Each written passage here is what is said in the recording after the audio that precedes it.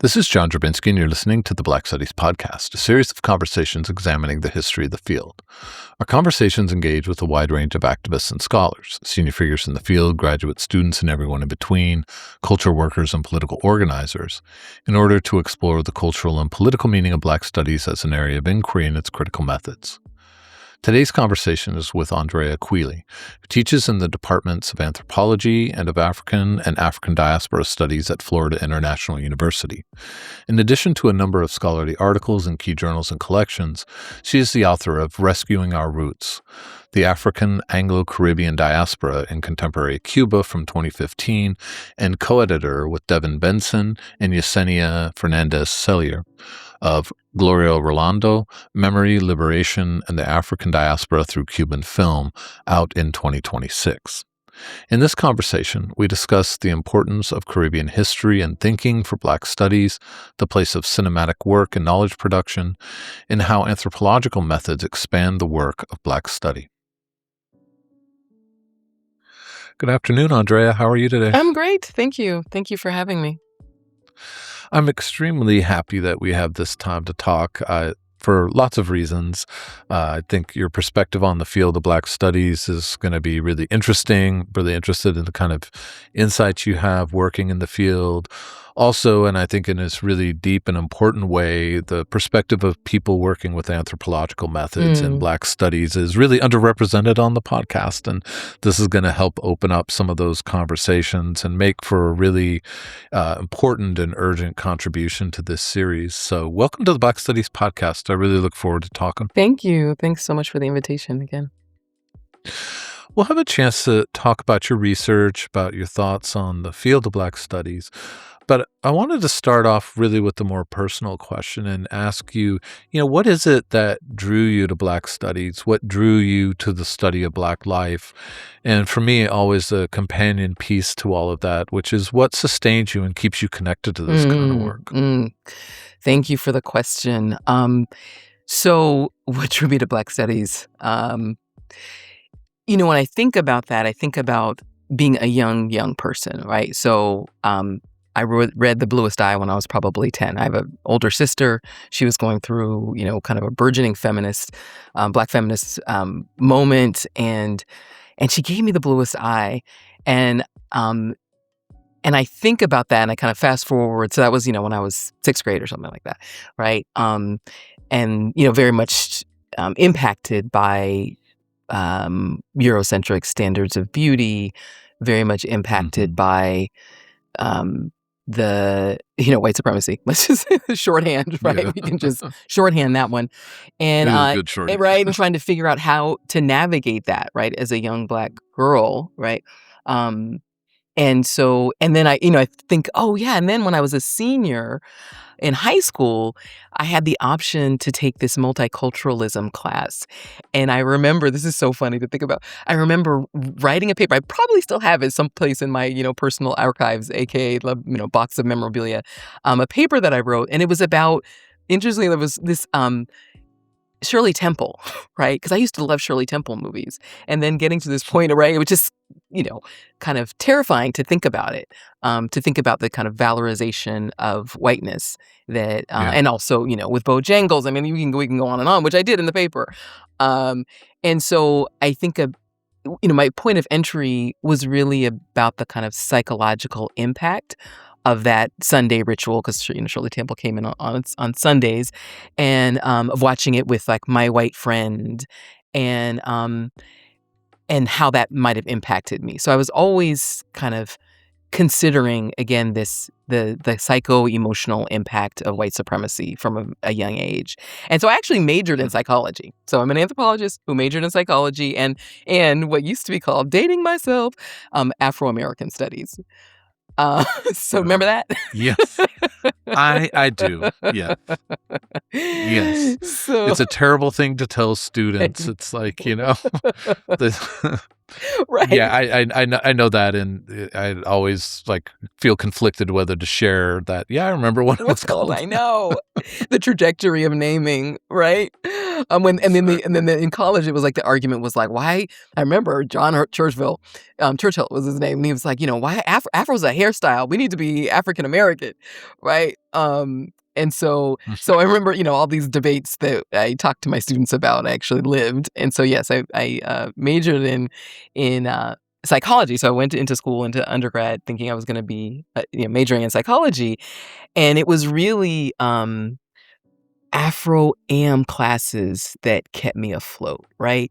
So, just to give a little bit of context, I don't want to spend too much time on this, but the kinds of for example, is in this one social psychology class that I took, and I remember the case studies, right? The language of the case studies, like a Puerto Rican Negro came in, it was so oppressive, and it felt so othering and alien to me, and I didn't feel seen. And so what I found myself doing was continuing to take Afro-Am classes, right? That Churchill House. I went to Brown University, and Churchill House was like, became my second home.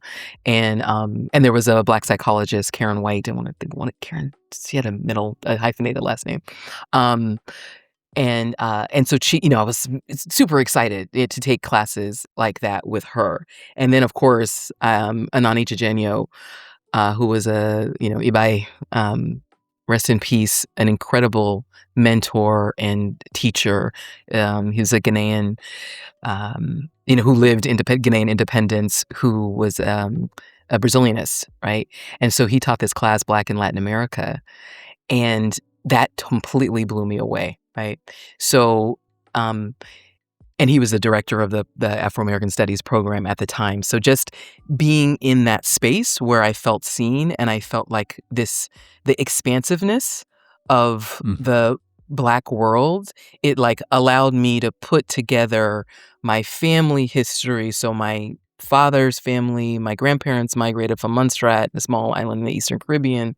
My mother's family is African American, but like on my grandmother's side, her grandfather actually moved to DC. The family renamed themselves Freeman because his father bought his own freedom. So it's a story. So so anyway, and I grew up with the stories of from my mother, right, and my mother's insistence that exposing us. I have two siblings. Exposing us to Black art, right?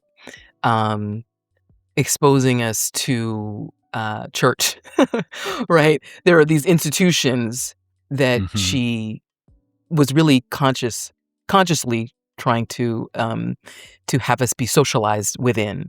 And I say this because in the context I didn't really share, which is that the neighborhood that I grew up in, the schools that I went to, kindergarten through 8th grade school, was predominantly white. It's interesting because it's Berkeley, Oakland. So there's my recollection of it, right, is that there were these very white spaces, which is true, they were, but almost as important as the lack of other kind of non-white people that I could be in community with was the kind of education that I got, right? So that it was this, very the school that I went to, it was, Anglophilic. We had a headmaster. Like, it was really trying to transplant, the English system, right? Yep. Yeah. So it was that kind of space, right? So how did I survive that? I remember being in 8th grade, and the drama teacher, who was then, was also the English teacher, having us read Huck Finn aloud, right? And so I'm the only Black girl in the class, and so I have to read nigger in front of all of these, and I couldn't, and there's somebody who had been reading since I was probably, in 1st grade. I was stammering. I couldn't get it out, there's so many stories. This is maybe a long-winded way of saying that, my trajectory, and what is important to me about Black studies is very much rooted in that experience, right? The experience of finding a home, being seen, being really, really compelled by the stories, being compelled by the ideas, being, angry about all that had been kept from me, right? Mhm. In terms of this history of how it is and who it is that we came to be. And so after graduating from college again, so I ended up because I had taken so many classes in Afro-Am, I ended up double majoring in psychology and Afro-Am. I ended up going to Nigeria, a study abroad program that there was that Brown had at the time, which also was, obviously you can imagine life changing, going to University of Ibadan as a college student. And this is back before there was any communication, right? So, Oh, yeah, you know, those old days, I mean, that's a totally different experience. completely. There was no FaceTime. There was no, internet. There was, it was calling my parents maybe twice over the several months. I was there for like 4 or 5 months that from the call center up the street, the road, outside the university to let them know I was okay. We were sending postcards, I guess, a couple. But it was, it was like I was there in it. And so that was also really transformative, right? Because it also gave me this perspective. I remember coming back to Providence and just like having to leave the grocery store because it was so overwhelming. So I didn't even. Also gave me a perspective on living in a wealthy capitalist society that that it was it's so overstimulating and that you don't really. I would never have understood that, except for having Mhm, that, mhm. experience, without having had that experience. So, um, and then the other thing too is that Anani, so the professor who I mentioned, who's Ghanaian, he, again, just such a warm and amazing person. Um, and I remember before I went, he's like, "Oh, when you go to Nigeria, they're gonna say like, ah, Igbo woman, right?" He's like, "You look Igbo." And so that also was like, "Oh, wait a minute." It made enslavement real in a way, and I have had other experiences like that in a way that, that, again, had I not had Anani, had I not had been in that particular moment where there was now it's, Africana Studies at Brown, right? But then it was a Afro-American studies program. That if that space hadn't existed, Paget Henry was like my Caribbean studies teacher. Like if I hadn't had those people, you know, um, wouldn't have had the kind of awakenings and, Mm, that I ended up having. Like, so I didn't major in it because I thought, "Oh, I'm gonna be a Black Studies professor." Not at all. It was about a port mhm, in the storm. It was about, igniting that, mhm. and feel and discovering a space not just where I could feel seen and validated or seen and safe, right? Because psychology was not a safe space for me. Uh-huh. That I could also explore and be curious and oh, right, and I also took Afro-American poetry with Michael Harper. That was the other thing too. Mm. So he was the poet. Look, you His name has come up on this podcast before, by the really? way. Yeah, yeah. In what context? Like how so? I forget who it was, but somebody else mentioned being mentored by him. Mhm. Yeah. He was a trip. Like, he was so cool and, like, kind of so intimidating. He was crazy intimidating. He was I crazy think that intimidating. came up too. Yeah, like, he was crazy intimidating.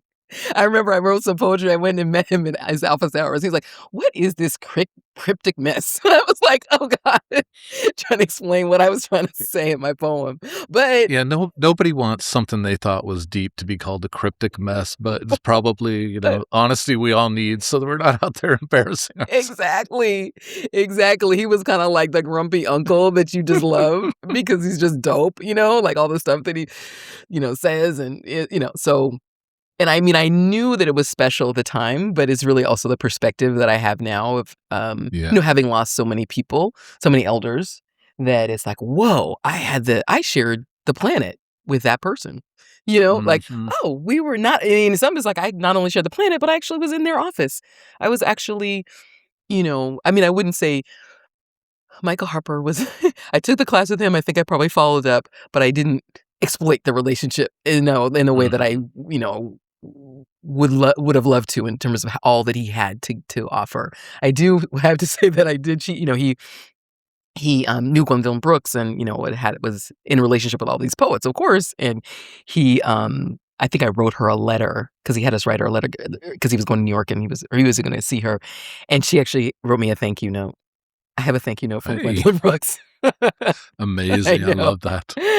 So, so yeah, so just I mean, there's so much again. So I guess what my entry point into Black Studies again was really became it transformed. Well, that was the entry point, and then it transformed, right? So I ended up, not going straight to grad school at all. Was like, I'm done with that. I'm gonna work as a mental health and substance abuse counselor. I moved back to California, where I'm from.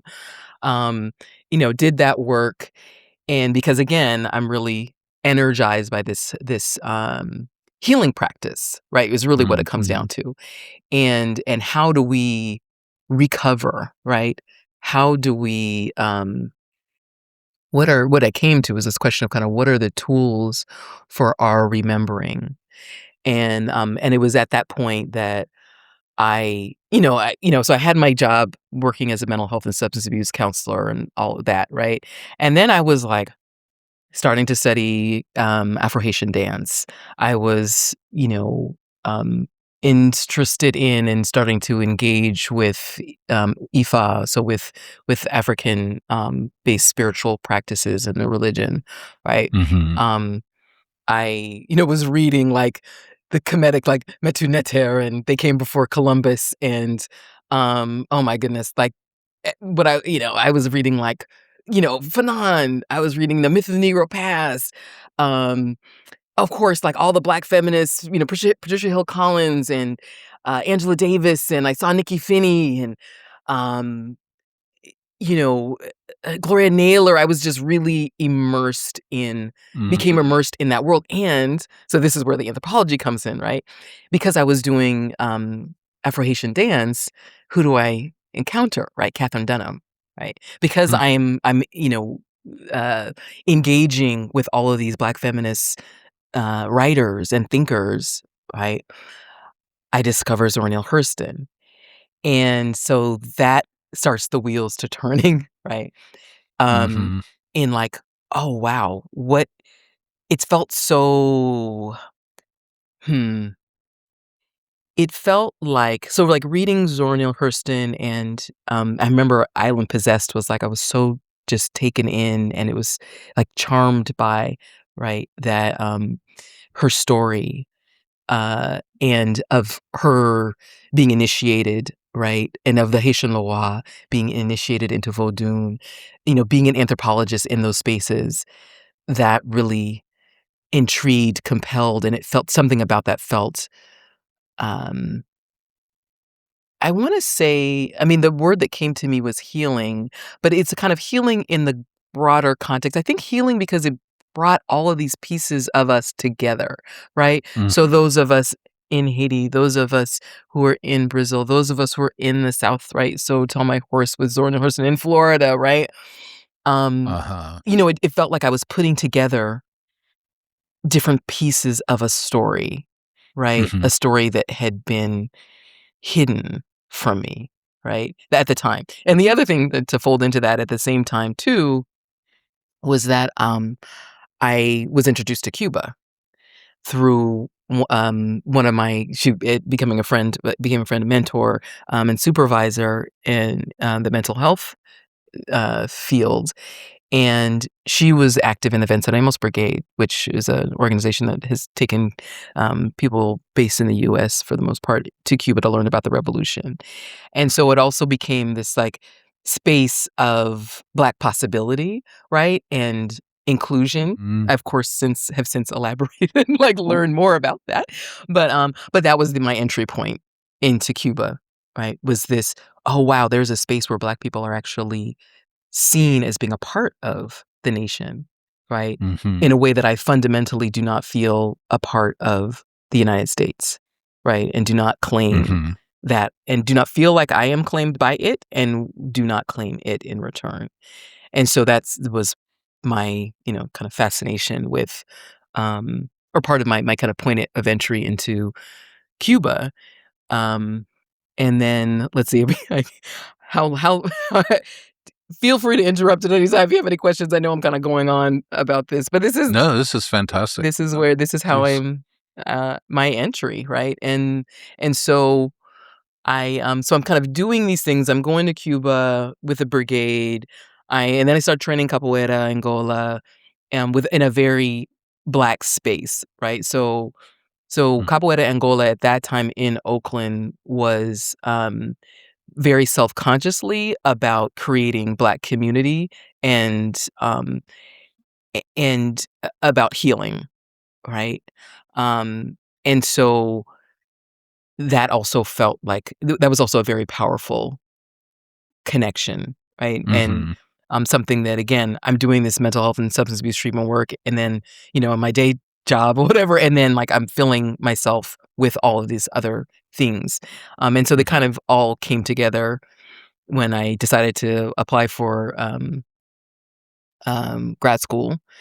And because I knew I wanted to be in an intellectual environment, I knew that I decided that I need to get out of mental health and substance abuse treatment. I didn't want to go to a psychology program because I felt like I'm just going to be kind of escaping my own issues through the work, Hmm. which is like what, Interesting. 95% of psychologists and social workers do. My mother was a social worker. That's what she did. So and I realized at some point, I was like, you know what? I don't think I wanna go out like that. Like, I think that, I'm good at it. It's intuitive because of the family that I grew up in, and so I know how to meet people where they are and, Mm, mhm. be a kind of, not a repository, but just be to as they say now, as the kids say now, or maybe the kids started saying this 20 years ago, hold space, right? So holding Yeah. space for others. We didn't use that language, but that's exactly what it was, and that felt very, again, like, intuitive, right? Mhm. And so but in that space, I felt limited by the tools of psychology. I remember this one, quote unquote client that we had, Norwood, who is passed away from an overdose eventually, but he was like this older gentleman, Vietnam vet from New Orleans. I don't actually know New Orleans or South Louisiana. And it just was so clear to me that these, groups that I was facilitating and the going to AA or, Alcoholics Anonymous um, or all of these things that we were doing, it just was not gonna heal him. Like, it was helps, but it didn't heal. And so that was when I thought, you know what? I really want to learn more about healing practice and what they used to call culturally competent, um, Mm, mhm. counseling. And, but I felt like, oh, if I go into psychology or, if I do a PhD in psychology, if I continue or become a, trained psychotherapist, uh, then I'm going to miss myself, right? I'm going to miss something. And I'm also not going to be Mm, trained in what I think is really the route to sustained healing because mhm. from what I was doing and understanding, um, that particularly because I was dancing, I was doing couple it's embodied, right? There Mm, was something powerful about that embodied experience, um, and the reconnecting, the reconnection that was happening, right? And movement. And so movement became like physical movement, and then it kind of morphed into an investment in migration, right? And displacement. And so that's mm. kind of how I came to engage Diaspora, I right? see. Interesting. So yeah, so then blah, blah, and then I was like, had friends from, Brown who had settled in New York. So I was going to New York and this is in the 90s and there's like Mecca, like Black Mecca in Brooklyn. Mm, mhm. The Brooklyn Moon, whoever's out there in your audience, let me shout that out. Like, this is Spike Lee. This is like the moment. Yeah. Yeah. And I remember thinking like, I gotta live in New York. So I went to grad school because I had to have my New York experience. So, yeah, I have a That's very, funny. interesting kind of route. I was not one of those people who knew, who had was, like, ambitious or felt like, "I'm going to be a professor," or, "I'm gonna be a Black Studies scholar," or, it Mhm. wasn't really that was not my trajectory, right? Yeah. I went through the open doors. I followed my, that kind of passion and spirit and then walked through the doors that were open. Um, so another one of my mentors, Ibai, Leith Mullings, um, who passed in 22. Actually, both of them passed in 2020, Anani and Leith. And she done, project in Ghana, medical anthropology, and so it felt like, so I reached out to her. She was at CUNY grad school, and she responded, and I, applied, got in, got some money, and I was like, great, I'm moving to New York. I'm getting out of California. I'm moving to New York. I'm going to go into an anthropology program. This is going to be interesting. Nice. Right. And then I felt like I was walking into the middle of a conversation because I didn't have a background in anthropology. I took one anthropology class when I was probably a freshman or sophomore at Brown, and I was very turned off by the, these are my people approach of the old school anthropology that the professor had, right? Of like my little primitive pith helmet. Exactly. Yeah. Exactly. I got it. Yeah. Exactly. Well, this version was like, there's a woman and a white woman who I remember her having like ethnic jewelry, right? It was like, and just the whole. My people really embarrass themselves regularly around this stuff. I don't even know what to say. Yes. Go on. So, and just I was turned off by that. So that was my introduction to anthropology, and I thought, no, thank you. This does not resonate. But anyway, so fast forward, whatever. I go to New York, grad school, changed my project not immediately, but I realized that what I had wanted to do was not really. I wanted to do research in Cuba. That I wanted to do research in Spanish because I had a background. That's another story of studying and learning Spanish, living in Spain when I was in high school, and so I decided that I wanted to do a project in Cuba. And now at that time, Cuba was going through the throes of the post-Soviet collapse, right?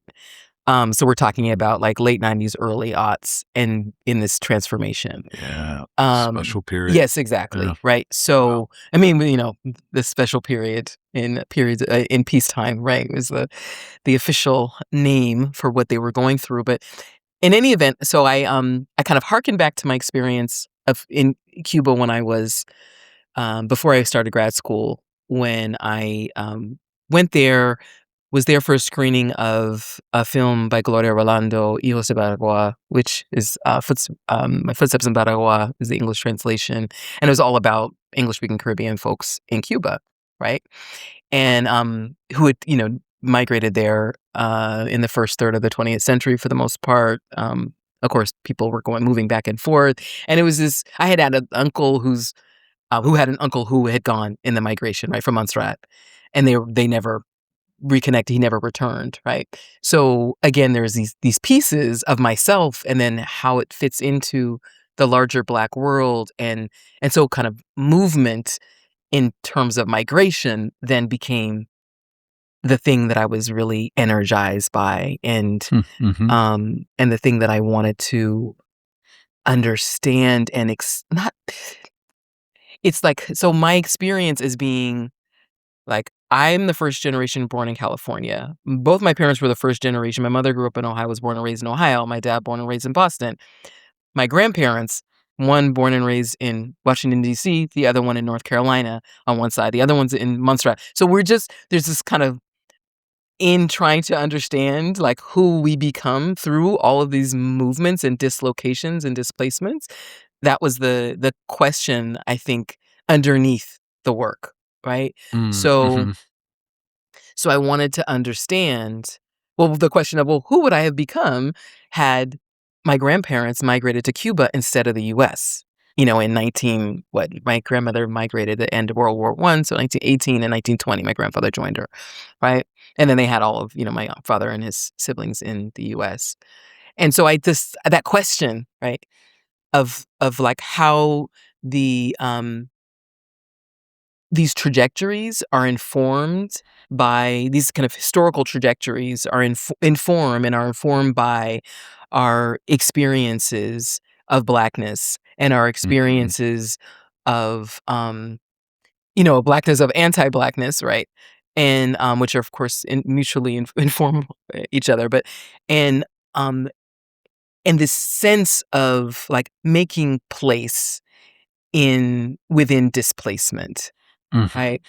So, and how do we reconcile ourselves with the the separations, right? So one of the questions that I asked, and I had this kind of revelation, I was like, oh, my grandparents left Montserrat and they never saw their parents again. Like Wow. my Yeah. they found out about their parents' death through telegram, right? Hmm. My grandmother lived to be 88 in her mid to late 80s, and she was able to go back, right? But they didn't have the money. They didn't have the Yeah. ability. I mean, it's a totally different world, obviously, even from the world I grew up in. So they didn't. So it's like I was kind of like thinking about these separations, and so of course that then resonates with the wow. So when folks were dragged and enslaved, I mean, obviously different circumstances, but like, what is the experience of that? Mm-hmm. You Mm-hmm. know, and that's how kind of literature is a point of entry. So of course, beloved, right? I mean, it's not. It's when she's yes, there's the point with of the middle passage, which is evoked, right? Um, but the loss and separation and displacement and how do you make yourself whole in these particular circumstances, right? Mm-hmm. Mm-hmm. So, and so for me, the question with the Cuba project became like, it wasn't as much about, well, it's a kind of measure of wholeness, right? Because what happened, and this is, I'll get to the anthropology, like as a discipline and why it is that I still you know, am, I was going to say in love, that's probably a very strong word. Like, I'm happy with the choice that I made of becoming an Mm-hmm. Mm-hmm. anthropologist. Um, but the question that was kind of evolved from my experiences there, was about like this assertion of, how can I put this?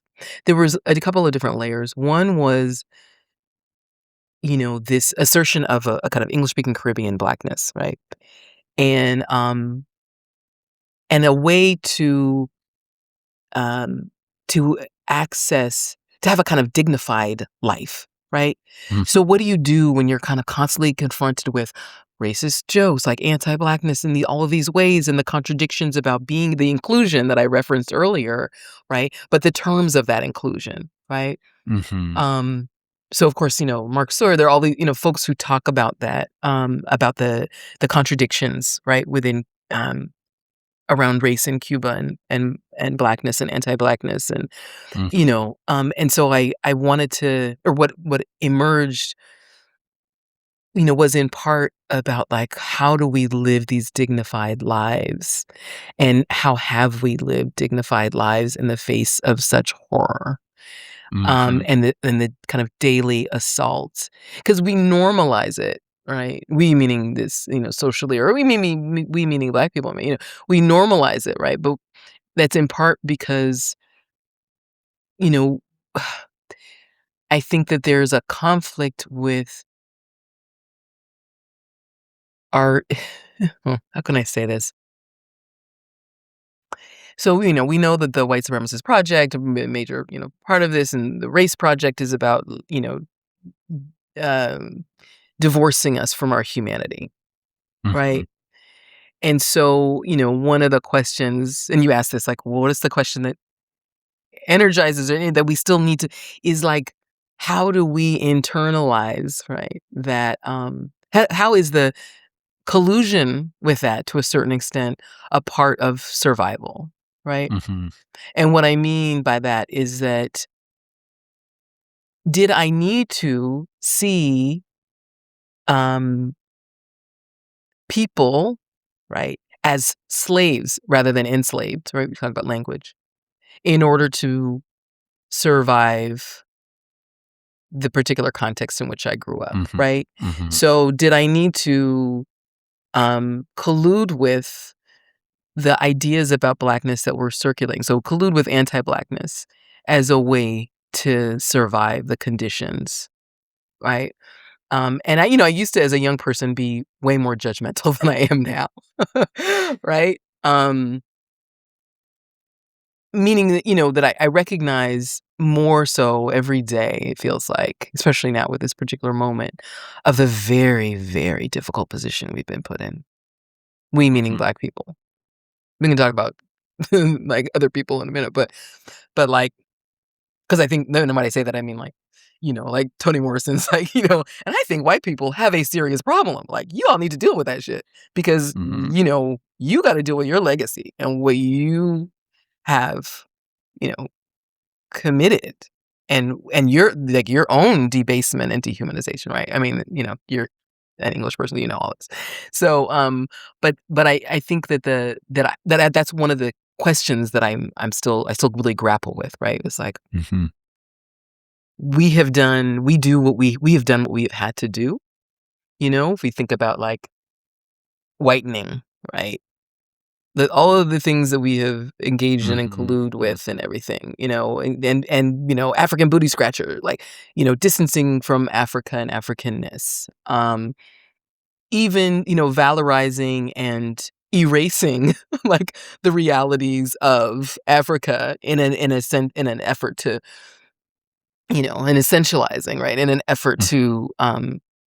to ascertain or to, access some form of dignity in the face of what it is that Mhm. this very difficult situation that we find ourselves in.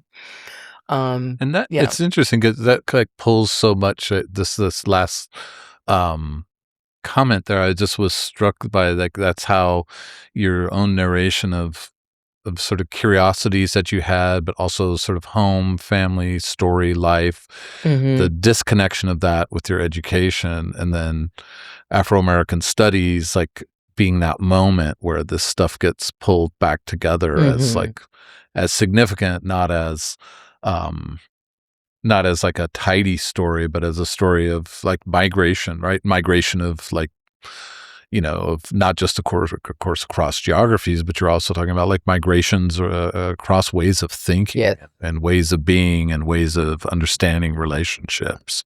Yes, Uh, absolutely, absolutely. And that I think, again, like when I think about my engagement with Diaspora, because of course that's what I was doing, but more mhm, self-consciously, and I got into grad school and started, being exposed to this theorization of diaspora, right? And the whole this is back, going back with Gilroy and anti-essentialism and how do we have an inclusive um conceptualization of Blackness, or a conceptualization that is, that challenges the primacy, the framework of nation, right? mhm, Um, mhm, and nationalism. And so even, one of the things that I've discovered, and then one of the things I think Black studies and being a student of Black studies and a student of Blackness has taught me is like that it teaches us how to be human, you know? mhm, And the messiness of being human, yep, right? Like, the messiness of what I was just speaking to, of the collusion, the ways that we collude with, mhm, anti-Blackness, and that we can both collude with it and also,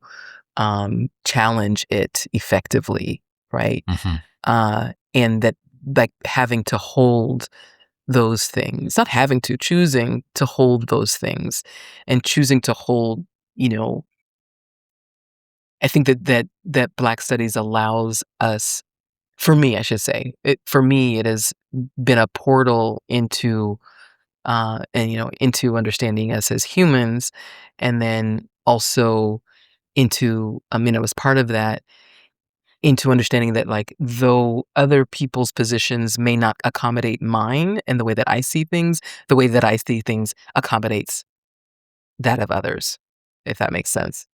yeah. Let me ask you then, because you've sort of, started to get into this question, which is, hear a little bit more about how you imagine the field of Black studies, Mm. and I think about this in terms of its origin in the late 1960s, which had the intellectual demand of students who said, there's no place to study Black life on our campuses. The Mhm. disciplines, traditional disciplines, haven't done this kind of work.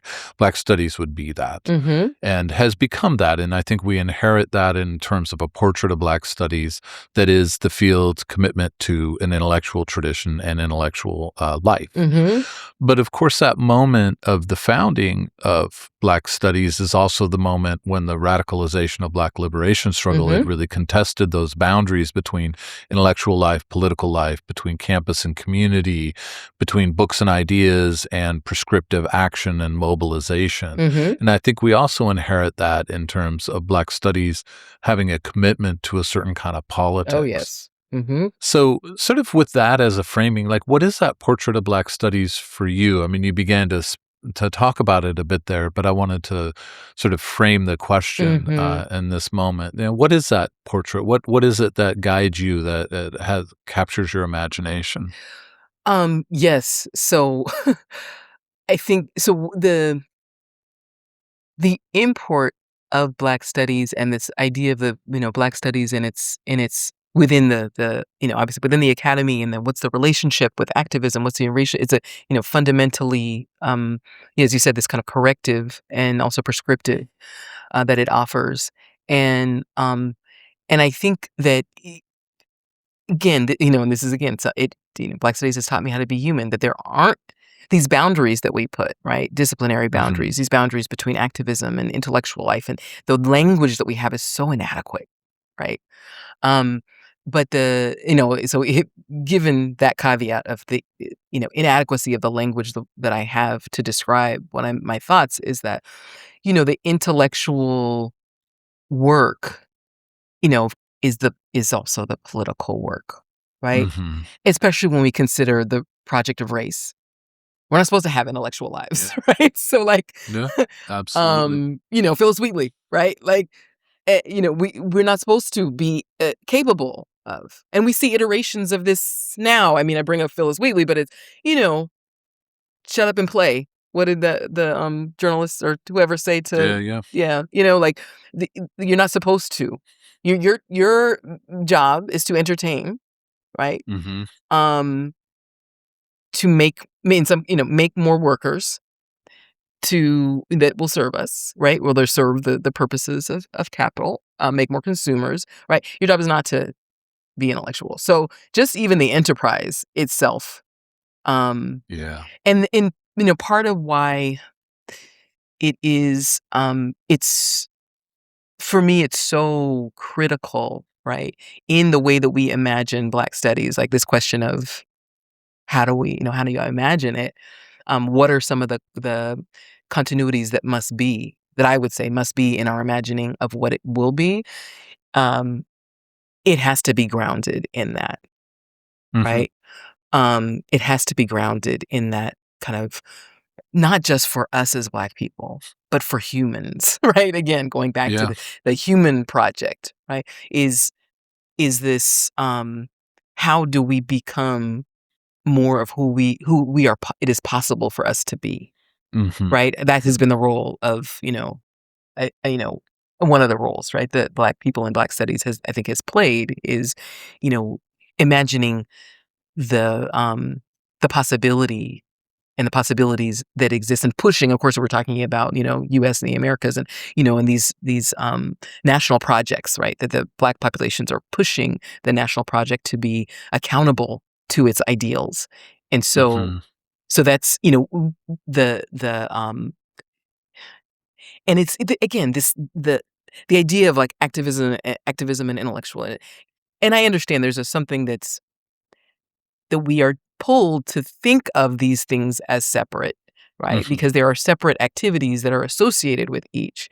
But I think, there's so many folks who've like looked at the idea of resistance and have the different ways, and like Black interiority, right? And like a focus on Black interiority as a space of transformation, right? If we get away from that framework of resistance, right? Because that's always in opposition to, it's always in, but it's like, what does that mean? And this is part of why, like, also energizes me intellectually and in terms of my work and just the anthropology. So the idea of like, well, what does anthropology give me that I might not get from other disciplinary approaches? And I think that, and this probably goes from my background in psychology, right? Is this interiority, like when you sit with people, when you're, with participant observation, right? Observing participant, whatever, there are different ways to configure and conceptualize it, but what that I found that what that does, right? When you're living with folks, you're doing what they're doing, I'm separating the stones from the rice, the grains of rice for Mhm. dinner every day, right? Having a conversation, with the person who, became like my, aunt's second mother, right? Like that, those moments, right, of, connection and interconnection are what allows us, when I say us this time, I mean, I think anthropologists who do that kind of anthropology, right, to, um, to access a certain kind of interiority, right? I'm not gonna at all, be so, um, arrogant as to say that I have access to people who, people's inner lives, right? But there's a way that the interaction filtered through me in my own everything that I'm bringing to the interaction, right? Mhm. Um, and the vulnerabilities that are inherent in like, in just living, right? Like we were talking about earlier, like of parenting, of being in relationship with others Mhm. and being accountable to others, right? Like, however many years after my first, encounter trips, to Cuba and all, I'm still in relationship with people, right? I'm Mhm. still Mhm. accountable to them. And that is what is gets constructed, I think, through the methodology of the discipline. But so going back though to this question of what does Black studies, or what does the future of Black studies look like, or how do I imagine the field of Black studies? I think that Black studies obviously it has to continue to be that port in the storm. I am amazed. As long ago as I was an undergrad, like I still have students who come and say like, why didn't I get taught this in school, right? Yeah. Yeah. Right? Like, how come I'm just now finding out about this? And this is the thing. In Undoubtedly, right? Inevitably, there are students who say, "Look, I didn't get taught this," and not everybody is going to go to college, right? Yep. So what That's about all always the so people, right? important. Yeah. It's like, and I am one of how many people in my community who actually are, in this classroom.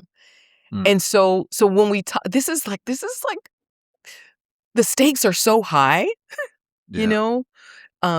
And I mean, we can have a whole conversation. You said, your family of educators. We can have a whole conversation about what's happened with, primary and secondary education in this country and how we have gotten where we are. But this, the there's still a need. I guess that this is what I'm kind of Yeah. coming to, right? There's still a need, and that need is politically. We can't, disaggregate that need from politics, and the political. And I think, this moment where, the Black Studies classroom, Black Studies pedagogy, Black Studies curriculum, all of these things, the way they attend to what you were talking about, and the one of the things that connects you to anthropology, this attention to interior life, right, Mhm. to interiority. I mean, there's so many things that are interesting in what you said there. So thank you for all of that. But that notion of interiority, I've always thought that that was a secret kind of kinship Mm. between literature and anthropology. Mhm, Is this mhm, obsessive return to mhm, interiority?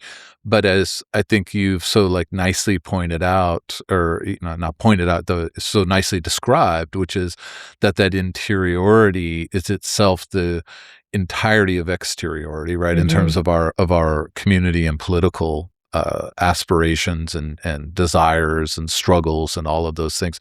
This is a thing that I think in some ways the sort of when it's constructed as a conflict between intellectual life and politics, whether it's in Black studies or sort of leftist academia generally, um, that conflict, I've always thought that, the right wing never sees that conflict. They mhm, seem to be the ones who really understand mhm, that if you change the interiority of mhm, a person, you change the political order. And that's why mhm. something like Black studies and its intellectual life is itself under attack. Yep. It's not just that Mhm.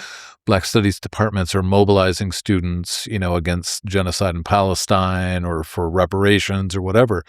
The real complaint is that they're doing something to the interiority of the lives of students and ostensibly faculty, but they don't seem to really care whether we live or die, but they care about whether how the students live and how they die, and the interiority of their lives, whether it's literature or anthropology or anything in between. That's exactly what the right understands we're seizing upon politically. So I'm always happy. I'm sorry to go on, but I'm always happy to hear when this, when it's like the other side is like, yeah, this intellectual stuff is deeply political as well. Absolutely. Absolutely. I think that the terror that 2020 instilled, it's so, it's depressing, of course, but to have that it instills terror to have so many people across the quote unquote racial spectrum being invested in this idea, right, of Black life matters, right? Like that is the fact that we're living through this kind of reactionary moment, that is in part a reaction to that declaration, Yeah. right, is so deep. It's like the fundamental thing is that we are supposed to be disposable. We are the ultimate, like, disposable. That's how you had. Maybe we can go on, but like, I just Yeah. immediately thought about the Haitian Revolution. Well, wait, Saint-Domingue before the revolution, right? It's like the disposability of our disposability. Like you work somebody to death, literally, because you can just get more, right? And like I don't think that there's a division, right? There's a through line, right, in the situation of Saint-Domingue, right, in 1750, 1760, 1790, and what is happening right now, right? Yeah, no, absolutely, and that's I think a really unpleasant thing to sit with, but it's a unpleasant, just like sometimes medicine tastes bad. It's Yes. actually going to help us get some clarity on our own condition. Yes, but they Well, are throwing that bottle, the medicine against the wall and being like, I'm not taking the medicine. As a matter of fact, yeah, doubling, tripling, quadrupling down on like, I do not need that medicine. Doesn't even exist. Right? yes, There is no need for exactly. it. My illness doesn't exist. It actually is. I'm a picture of health, I love and you're the that. problem. So yeah, Yes. sorry, I didn't mean to bring you Big, down. On big inhale to exhale these last two questions I have for you because, yeah, that's a lot, but it's where we are. hmm Um, and so maybe, you've spoken a little bit to this, I think, but I'll ask it as one of the last two questions I have for you, which is thinking about the field of Black studies. What do you think that it has done well historically as a field? Mm. But also, what do you think it has not done particularly well? Oh my goodness, I um I think that that's there's so many different dimensions, right, to Black studies, and so to make a grand statement, I'm just hesitant to make the grand statement about like what's it done well, what it hasn't it done well, what's the assessment? As I said, I'm a kind of a student of Black studies, um, and I think that the I am a testament also to what it's done right, Mhm. and so and when I say that, I mean that. And then also there's, when I say Black, it's difficult to answer this question because like Black studies isn't uniform. So there are the, different Black studies programs and departments and, they have their unique trajectories and are doing the work under the radar or without recognition necessarily and are touching people and minds and lives. And you know what I'm saying? So Mhm. it's hard to encapsulate that, but, because I don't have access to all of that, right? I just can speak Sure. from my experience and what I have had access to and entry into. Um, and so I think that the connection piece, right? So connecting and being being that space of safety, that space both in terms of and sometimes physical, right? When shit goes down, right? Like, where do people go on campus? Where do students go? Where do they feel like they have an ear? Where do they feel like they'll be welcome? What classes are they gonna? So the fact that that we have maintained, right, maintained the presence as a space of safety and a space of kind of interrogation and kind of resonating with or providing a space where again people feel seen, students feel seen, they're nourished, right, intellectually, they're nourished. A lot of some programs they nourish physically, like having a food pantry, whatever the things that that we might do Yeah. within Black Studies programs. So I think that there's, and then also just I mean, it's like so much to say. So the intellectual project and production, right? Who can keep up with all of this, amazing work and minds that are Hmm. in the field and that are thinking about things in the, productive and, you know, um, new and rehashed and reworked ways, right? So, there's so much to say about. Um, and um, I think that there's something in the question that's like, okay, so have we, the easy answer is like, we've lost our connection to community, right? It's no longer prescriptive. It's no longer a generator of activism because it's been taken over, right? These spaces that like Black academic superstars are, they're getting well paid and, so they've kind of lost sight of, and they're just creating, um, scholarship that only they can read, right? Because of all of the jargon and all of it's inaccessible, right? So there is that argument. But again, what I was saying before is that the way that I feel like there's space for everybody at the table, right? So Hmm. we got to do that. We got to do that. We got to do also the kind of community-based work. Community. We are a community. That's the other thing too. We are a community. Like, so we are of communities. We are in a community. So that also dichotomy is problematic to me. But but Yeah, it, so I always like to say when people are like, "What about the ivory tower kind of stuff?" I'm like, I go home at night. I do exactly. live in a neighborhood. Exactly. I live in a neighborhood. I like the project that I just been involved in, this Black maternal health project that in part, so it's an interdisciplinary, very community based project. And part of my point of entry was like I had a kid. I was looking for a Mhm. doula. I'm like a Black woman who's pregnant in South Florida. And I've done this every place that I have worked, been a student, is the local community, and I'm always engaged with, right?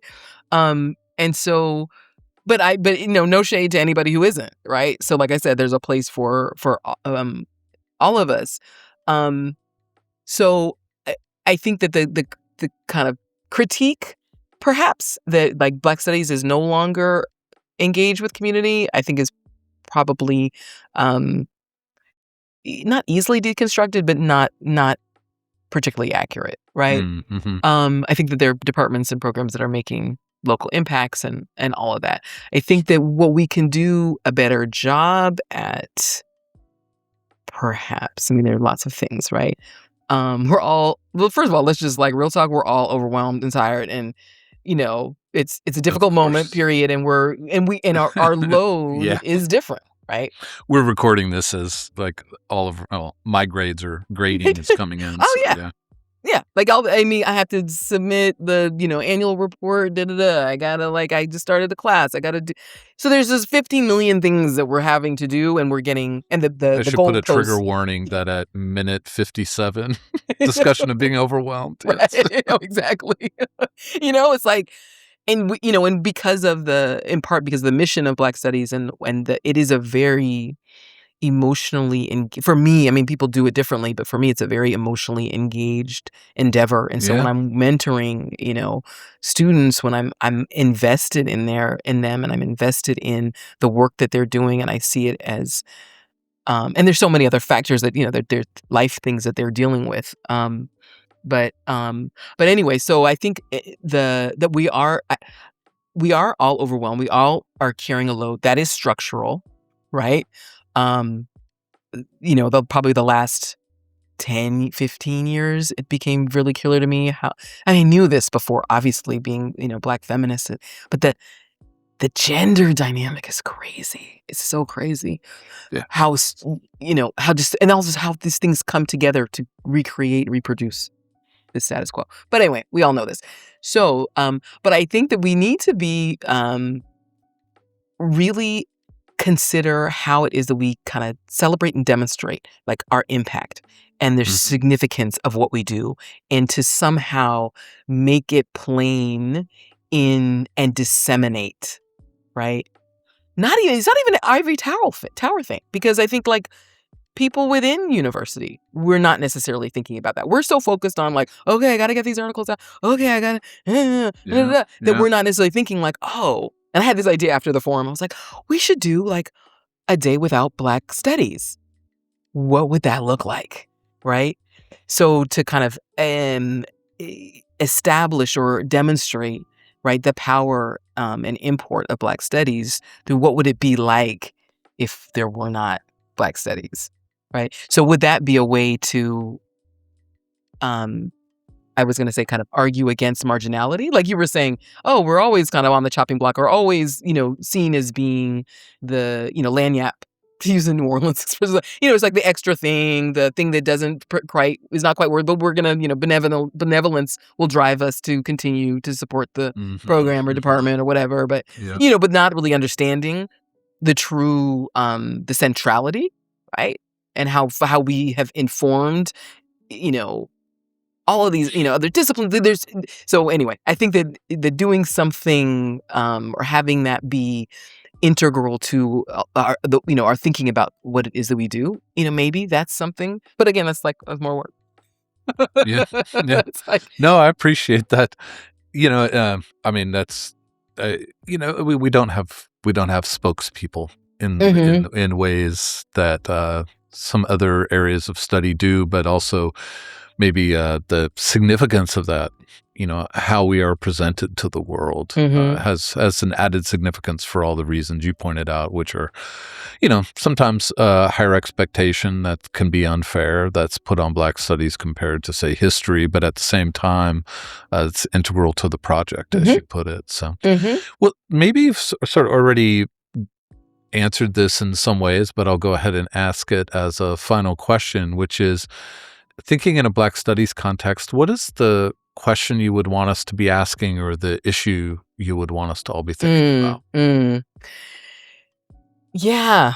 So one of my students slash colleagues, so it's a colleague who's working on his PhD, just reminded me of something that Sonia Sanchez, or her work, Sonia Sanchez's work, right? I think it's a collection of poems, or it's a book that's like, the title's like, but how do it free us, right? And that, to me, when he said that, I was like, yeah, and reminds me of that. I was like, yeah, you know what? That is the urgent question that we can pose, right? With the understanding of the complexities of freedom, with the understanding that the us is multiple and varied and dynamic, right? But that this is the measure, right? That is the standard. That is the measure. That is what it is that we are, I think, working towards and for ultimately, right? Is like, what is freedom as humans? Again, this kind of humanist project, human-centered elevation of humanity project, right? Like, right? Okay, but how do it free us? So, and particularly in this moment when there's so much that is being thrown at us, and that, the acceleration, because of technology, et cetera, and that there's so much distraction, right, and such a pull to be unconscious. And I think that question pulls us. It's a grounding question, and it pulls us back into what it is that we, that the field has been, constructed around, right? So anyway, yeah, those are my I love thoughts. that. I love that. That's and to, you know, thinking of things you've said about connections to community work, interiority, but also the evocation of the Haitian Revolution. Kind of another Sonia Sanchez, who I absolutely adore. Her work, I love it. To evoke another title, maybe is a summary: "Homegirls and Hand Grenades." Mm. So, how do we get free? Maybe homegirls and hand grenades. Mm. Well, Hmm.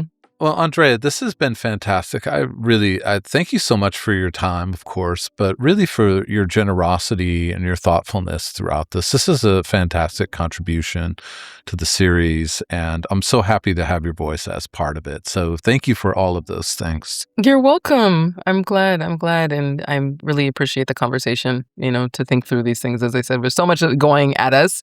And of course, I was like, I need to, last night, I was like, I need to can't reschedule because I got all this stuff to do and I can't be spending time on a podcast interview. And so, and But I'm I'm glad I glad didn't. that you did. I'm glad that you did. Right. I'm glad I didn't cancel or reschedule again. So, Absolutely. so thank you. Well, thank you again, because really, time is really precious for lots of reasons, and you decided to offer some of yours for this kind of thoughtfulness, and the series is better for it. So thank you, You're welcome. Thank you for the invitation again. and have a great rest of your day. All right. You too. Take care. Bye bye.